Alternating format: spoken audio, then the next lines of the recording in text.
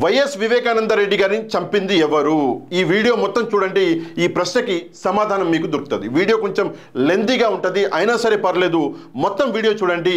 మీ అన్ని ప్రశ్నలకి ఈ ఒక్క వీడియోలోనే సమాధానాలు దొరుకుతాయి. అంతకంటే ముందు మన డిస్క్లైమర్. అయ్యా, నేను ఈ వీడియోలో మాట్లాడే కంటెంట్ ఈరోజు అంటే 4 మార్చ్ 2024 రోజు సాక్షి పేపర్లో వచ్చిన న్యూస్ని బట్టి నేను మాట్లాడుతున్నా. నాకు ఈ కంటెంట్కి ఎట్లాంటి సంబంధం లేదు. సాక్షి పేపర్లో వచ్చిన ఈరోజు న్యూస్ని నేను నా సబ్స్క్రైబర్లతో షేర్ చేసుకుంటున్నా. ఇంకోసారి చెప్తున్నా, నాకు ఈ న్యూస్కి ఎట్లాంటి సంబంధము లేదు. ఇక మనం ఈరోజు టాపిక్లోకి వెళ్తే, ఇది ఈరోజు సాక్షి పేపర్. ఇక్కడ మెయిన్గా ఇక్కడ ఒక ప్రశ్న అడుగుతున్నాడు. ఏంటి అంటే, వైఎస్ వివేకాను చంపింది ఎవరు అని చెప్పేసి ఒక క్వశ్చన్ మార్క్ వేసిండు.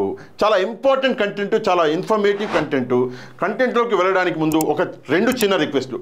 ఫస్ట్, మా వీడియోలు అన్నీ మీకు నచ్చితే, నా కంటెంట్ మీకు నచ్చితే, నన్ను ఆర్థికంగా మాకు హెల్ప్ చేయాలి అని చెప్పేసి మీరు అనుకుంటే, సబ్స్క్రైబ్ బటన్ పక్కన జాయిన్ బటన్ ఉంది.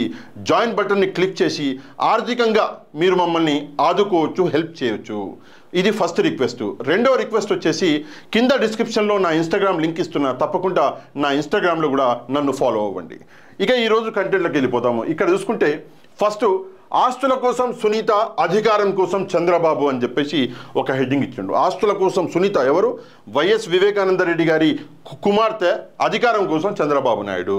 దాని తర్వాత కింద వైఎస్ వివేకాను చంపింది ఎవరు అని చెప్పేసి క్వశ్చన్ అడుగుతున్నాడు.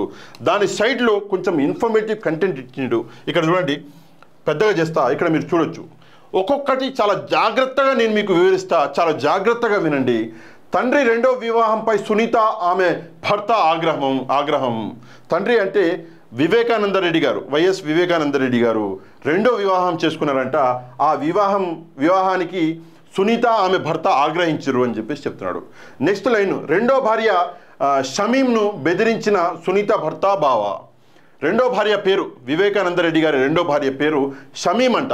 ఈ పేరుని బట్టి చూస్తుంటే ఆమె ముస్లిం లాగా ఉంది. షమీం అంట. ఆమెని బెదిరించారు ఎవరు? సునీత భర్త, సునీత బావ అంటే భర్త అన్న.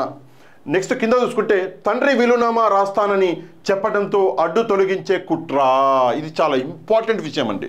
తండ్రి అంటే వైఎస్ వివేకానంద రెడ్డి గారు వీలునామా రాస్తా అని చెప్పేసి చెప్పారంట. అందువల్ల రాస్తానని చెప్పడంతో ఆయన్ని అడ్డు తొలగించేందుకు ఈ కుట్ర జరిగింది అని చెప్పేసి ఇక్కడ సాక్షి న్యూస్ పేపర్లో వేస్తున్నాడు. వివేక మరణించాక ఆయన ఆస్తులన్నీ సునీతకు బదలాయింపు. వివేకానంద రెడ్డి గారు చనిపోయినాక ఆయన కుమార్తె సునీత గారికి ఆస్తులన్నీ బదిలీ అయినాయి అని చెప్పేసి ఇక్కడ చెప్తున్నాడు. ఓకే, ఇక్కడ చూసుకున్నట్లయితే ఈ పరిణామాల క్రమం చూస్తే సూత్రధారులు ఎవరో ఇట్టే తెలిసే ఛాన్స్. ఈ పరిణామాలన్నీ చూస్తుంటే సూత్రధారులు ఎవరు అన్నది ఇట్టే తెలుసుకోవచ్చు అని చెప్పేసి చెప్తున్నాడు. మీ అందరికీ అర్థమయ్యే ఉంటుంది సూత్రధారులు ఎవరు అని చెప్పేసి సాక్షి న్యూస్ పేపర్ చెప్తుంది అన్నది. ఇక్కడ చూసుకుంటే, నాడు అధికారంలో ఉండి దర్యాప్తును నీరుగార్చిన చంద్రబాబు. ఈ హత్య ఎప్పుడైతే జరిగిందో అప్పుడు చంద్రబాబు నాయుడు గారు అధికారంలో ఉన్నారు. ఈ విషయం మనందరికీ ఎరకే. సరే, నెక్స్ట్ చూసుకుంటే, ఆయన అధికారంలో ఉండి మొత్తం కేసుని నీరుగార్చేసిండు అని చెప్పేసి ఇక్కడ చెప్తున్నారు. నెక్స్ట్ ఇక్కడ చూసుకుంటే, ఆ 6 వారాలు సాక్ష్యాధారాలు లేకుండా చేయడమే ఆయన పని. ఎప్పుడైతే ఈ హత్య జరిగిందో ఆ హత్య జరిగిన 6 వారాల పాటు అన్ని సాక్ష్యాధారాలు లేకుండా చేసిండు అప్పుడు ముఖ్యమంత్రిగా ఉన్న చంద్రబాబు నాయుడు అని చెప్పేసి ఇక్కడ చెప్తున్నాడు. తన భర్త బావమరిదిని బయటపడేయడానికి సునీత యత్నాలు.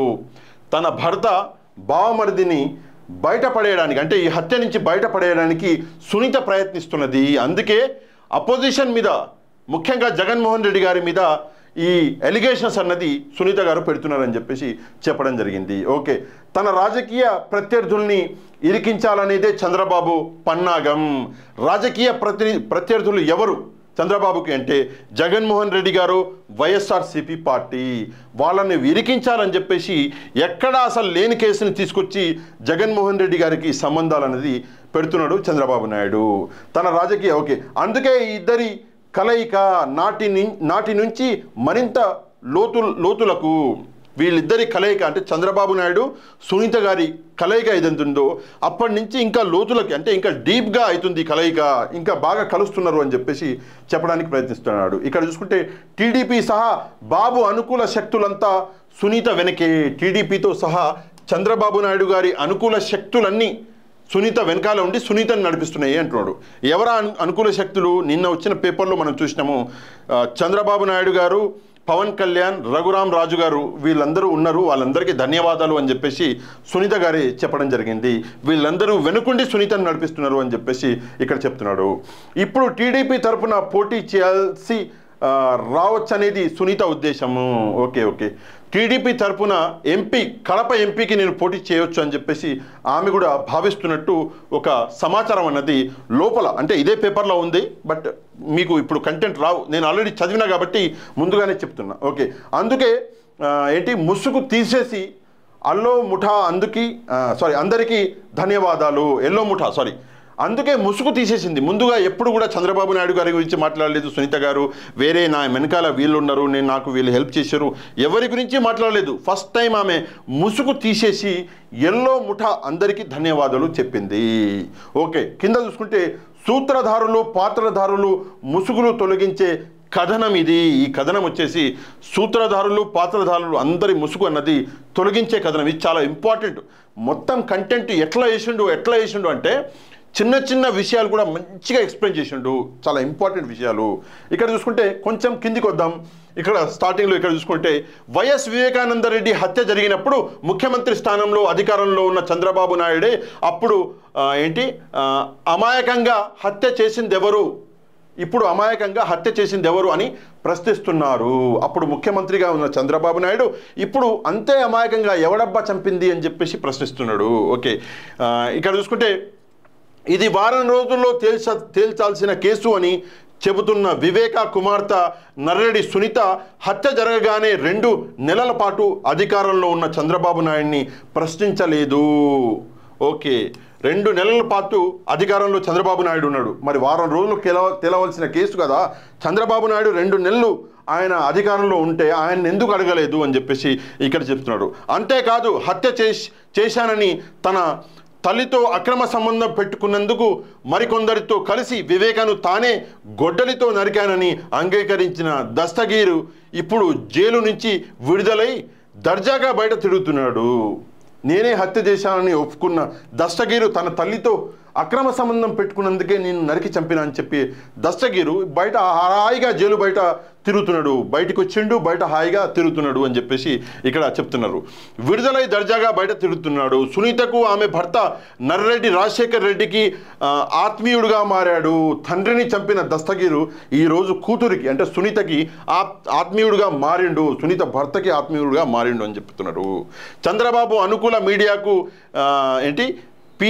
విఐపి నాయకుడు అయిపోయాడు. చంద్రబాబు అనుకూల మీడియా అంటే పచ్చ మీడియా ఏదైతుందో దానికి విఐపి నాయకుడు అయిపోయాడు వివేకానంద రెడ్డి గారిని చంపిన దస్తగిరు. ఓకే, ఇక్కడ చూస్తే వివేక గుండెపోటుతో చనిపోయారని సునీత బావగారు శివప్రకాష్ రెడ్డితో సహా పలువురికి ఫోన్లు చేసి చెప్పిన నాటి టీడీపీ మంత్రి ఆదినారాయణ రెడ్డి తర్వాత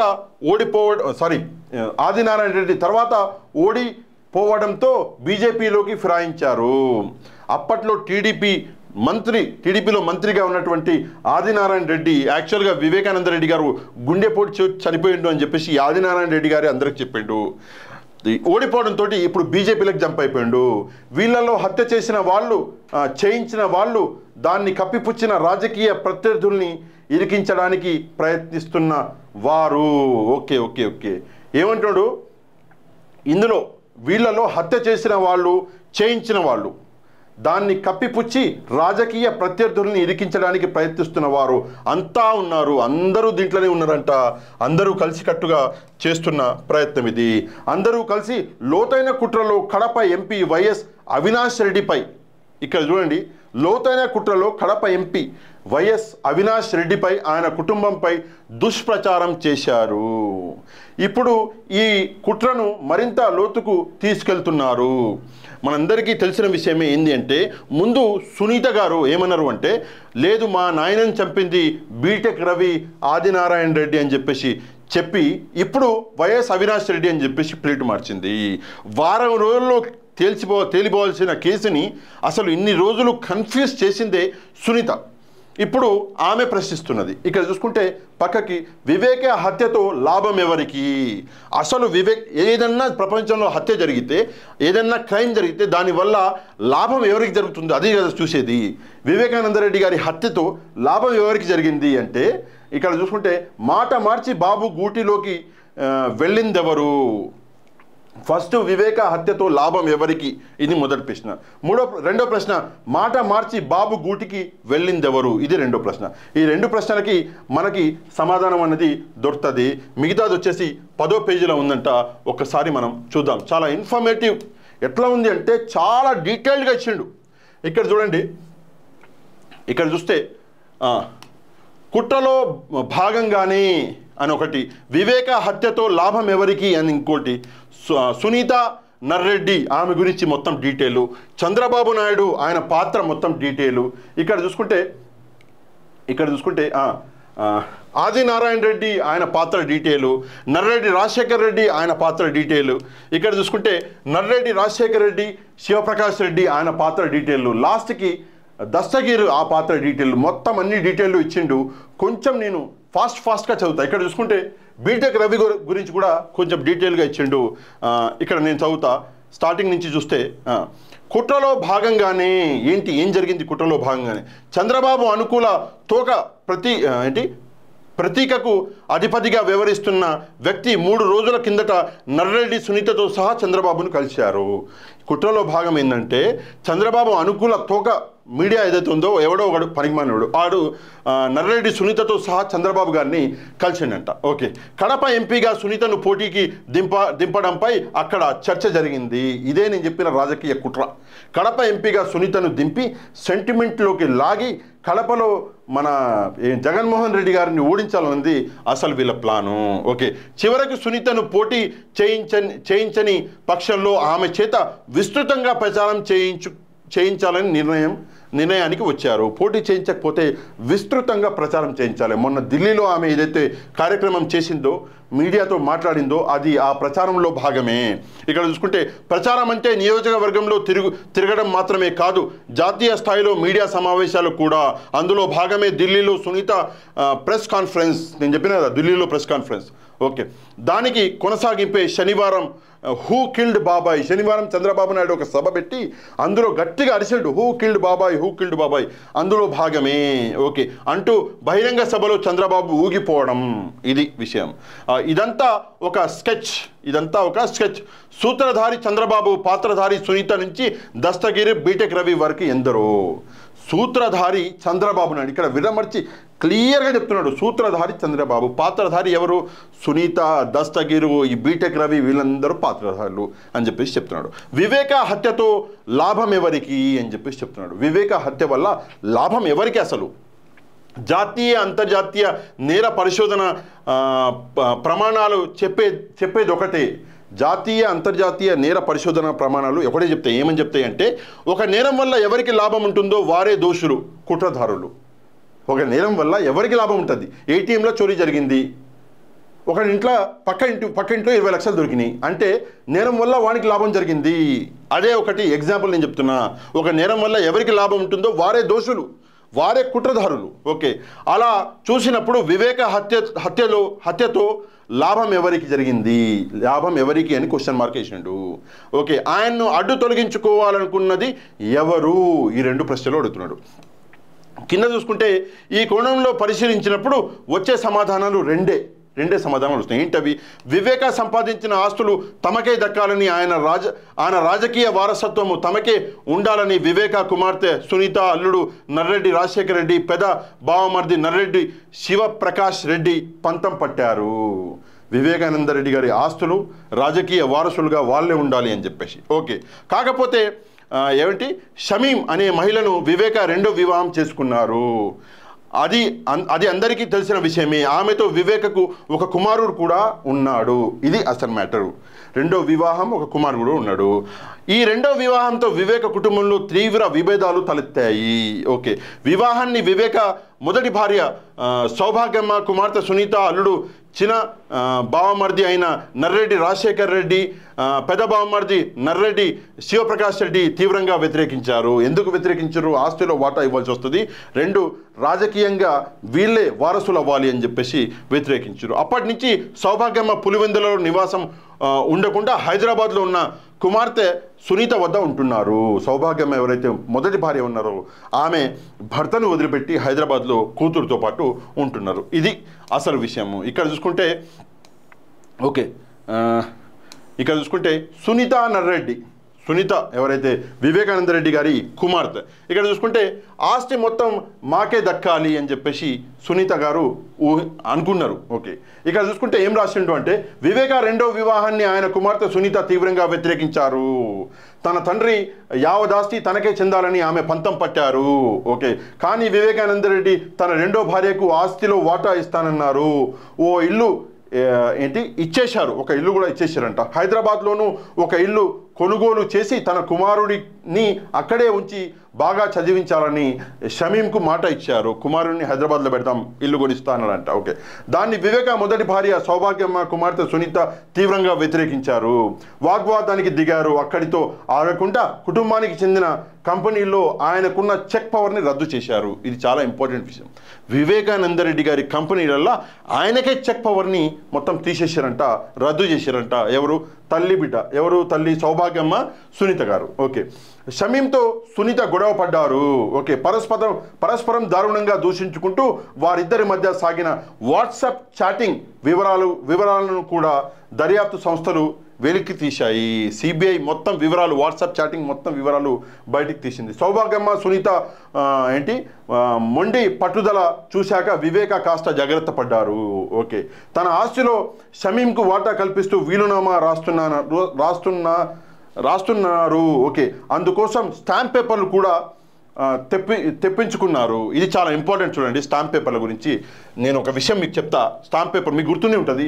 ఇక్కడ చూడండి, స్టాంప్ పేపర్లు కూడా తెప్పించుకున్నారు. అదిగో అలా స్టాంప్ పేపర్లు తెచ్చిన రోజుల వ్యవధిలోనే వివేక హఠాత్తుగా హత్యకు గురయ్యారు. ఇది చాలా ఇంపార్టెంట్.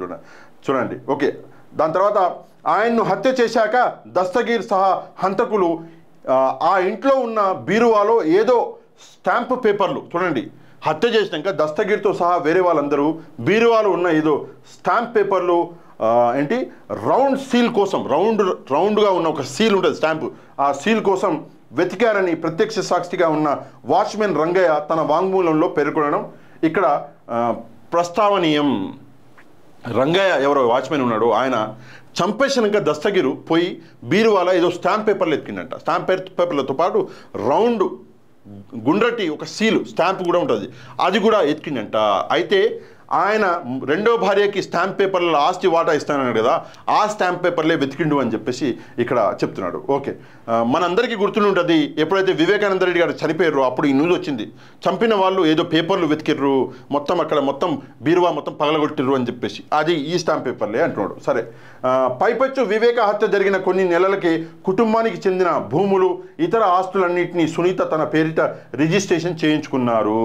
దీన్ని బట్టి హత్య వల్ల ఎవరికి లబ్ధి కలిగిందో తెలుస్తుంది కదా. ఓకే, మరి హత్య చేయించిందెవరో కనుక్కోవడానికి ఇంతకన్నా ఏం కావాలి? ఈ హత్య జరిగినాక అన్ని భూములు ఆమె పేరున, అంటే సునీత గారి పేరు మీద ఆమె రిజిస్ట్రేషన్ చేయించుకున్నారంట. ఇక్కడ మనం ఒక విషయం చదివినాం, ఏమంటే ఇక్కడ ఏంటంటే ఎవరైతే ఉంటారో ఒక నేరం వల్ల ఎవరికైతే లాభం ఉంటుందో వారే దోషులు అని చెప్పేసి మనం ఇక్కడ ఒకటి చదివినాము. ఈ నేరం వల్ల ఎవరికి లాభం జరిగింది అంటే సునీత గారికి జరిగింది. అన్ని భూములు అన్ని ప్రాపర్టీస్ ఆమె పేరు మీద రిజిస్ట్రేషన్ అయినాయి. ఎవరికైతే లాభం జరుగుద్దో వాళ్ళే దోషులు, కుట్రదారులు అని చెప్పేసి ఒక సాధారణ సూత్రం అన్నది ఒకటి ఉంది. అది ఇక్కడ చెప్తున్నాడు. డైరెక్ట్గా చెప్పాలంటే సాక్షి పేపర్ ప్రకారం వివేకానంద రెడ్డి గారు హత్య కావడంలో సునీత గారి పాత్ర, ఆమె భర్త, ఆమె బావగారి పాత్ర ఖచ్చితంగా ఉంది అని చెప్పేసి చెప్తున్నారు. ఇక్కడ చూసుకున్నట్టయితే చంద్రబాబు నాయుడు గారిది ఇక్కడ ఒక చిన్న అది ఉంది, రెండు చదివి ఆపేస్తా, మిగతా ఓన్లీ డీటెయిల్లోకి వెళ్ళను. ఇక్కడ చూసుకుంటే చంద్రబాబు రాజకీయ లబ్ధికే లబ్ధికి ఇదే అదను, రాజకీయ లబ్ధికి ఇదే అదును అని చెప్పేసి చెప్తున్నాడు. ఏంటి అదును అంటే 2019 మార్చి 15న వివేకానంద రెడ్డి హత్య జరిగినప్పుడు అధికారంలో ఉన్న తెలుగుదేశం పార్టీ ముఖ్యమంత్రిగా ఉన్నది చంద్రబాబు నాయుడు. అధికారంలో తెలుగుదేశం పార్టీ ముఖ్యమంత్రిగా చంద్రబాబు నాయుడు ఉన్నాడు. నిజానికి కడప జిల్లాలోను పులివెందులలోను టీడీపీకి ప్రధాన అడ్డంకి వైఎస్ వివేక. కడప జిల్లా పులివెందుల టీడీపీకి ప్రధానంగా అడ్డంగా ఉన్నది వైఎస్ వివేకానంద రెడ్డి గారు. ఆయన అడ్డు తొలగింది వైఎస్ఆర్సీపీ అధిపతి వైఎస్ జగన్మోహన్ రెడ్డి గారికి సన్నిహితంగా ఉండే కడప ఎంపీ అవినాష్ రెడ్డిని దీనిలో ఇరికించి దుష్ప్రచారం సాగిస్తే కడప జిల్లాలో తాము పాగా వేయొచ్చని బాబు దురాచారం అంటే బాబు గారు ఒక కుట్ర కనిపిస్తుంది. ఏంటి అంటే అవినాష్ రెడ్డి గారిని ఇరికిస్తే ఆటోమేటిక్గా జగన్మోహన్ రెడ్డి గారిని ఇరికించినట్టు అవుతుంది. ఎందుకంటే జగన్మోహన్ రెడ్డి గారికి చాలా ఆప్తుడు అవినాష్ రెడ్డి అని చెప్పేసి చెప్తున్నాడు. కడప జిల్లాలో తాము పాగా వేయొచ్చు. ఓకే, మార్చి 15న వివేక హత్య విషయంలో బయటకు వచ్చిన తర్వాత బాబు చేసిన హడావుడి అంతా ఇంత కాదు, అంతా ఇంత చేయలేదంట హడావుడి. తన సొంత మనిషి అయిన అప్పటి రాష్ట్ర ఇంటెలిజెన్స్ చీఫ్ ఏబి వెంకటేశ్వరరావును రంగంలోకి దింపాడు చంద్రబాబు నాయుడు. ఓకే, ఆయన సొంత మనిషి అంటే ఎవరు పోలీసు ఆయన దింపిండు. ఓకే, ఇక్కడ చూసుకుంటే ఆయన అందరినీ ప్రభావితం చేస్తూ దర్యాప్తును ఆదిలోనే తప్పుదోవ పట్టించారు. స్టార్టింగ్లోనే దర్యాప్తును మొత్తం నీరు గార్చేసిండు ఎవరు వెంకటేశ్వరరావు అని చెప్పేసి చెప్తున్నాడు. ఓకే, ఇక్కడ చూసుకుంటే ఆయన నిజానికి ఈ హత్య విషయం నిజానికి ఈ హత్య విషయంలో సునీత లక్ష్యం ఒకటే. ఏందా లక్ష్యం అంటే హత్య వెనుకున్న తన భర్త బావగారుల పేర్లు బయటికి రాకుండా ఉండటము. సునీత గారి లక్ష్యం ఏంది? ఎందుకు సునీత గారు ప్రతిపక్షమైనటువంటి వైఎస్ఆర్సీపీ మీద ఆమె ఆరోపణలు చేస్తుంది? ఎందుకు జగన్మోహన్ రెడ్డి గారి మీద అవినాష్ రెడ్డి గారి మీద ఆరోపణలు చేస్తుందంటే ఈ హత్యలో భాగమైన తన భర్త తన బావగారి పేర్లు బయటికి రాకూడదు అని చెప్పేసి ఇదే సునీత గారి లక్ష్యము.